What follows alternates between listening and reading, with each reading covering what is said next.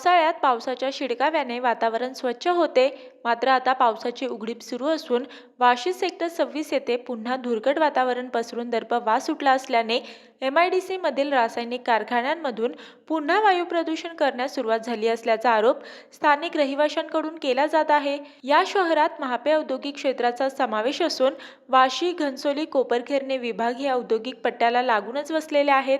यामुळे औद्योगिक पट्ट्यालगत होणाऱ्या प्रदूषणाचा फटका या विभागांना अधिक होत असतो.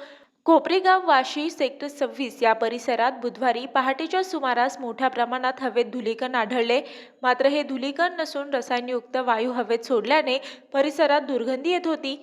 याबाबत येथील नागरिकांनी वारंवार तक्रारी केल्याने प्रदूषण मंडळाने या ठिकाणी गस्त देखील वाढवली होती. यासोबतच नवी मुंबई महापालिकेने देखील हवेतील धुलीकणांवर नियंत्रण मिळवण्यासाठी धूळशमन यंत्राद्वारे पाणी फवारणी सुरू केली आहे. पावसाला सुरुवात होताच वायू प्रदूषण करणाऱ्या कारखान्यांनी थोडी उसंत घेतली होती. मात्र आता पावसाने उघडीप घेतली असून MIDC मधील रासायनिक कारखान्यांमधून पुन्हा एकदा वायू प्रदूषण करण्याचे प्रकार सुरू झाल्याची तक्रार नागरिकांकडून होत आहे. मी वर्षा काटेकर, योद्धा न्यूज, नवी मुंबई.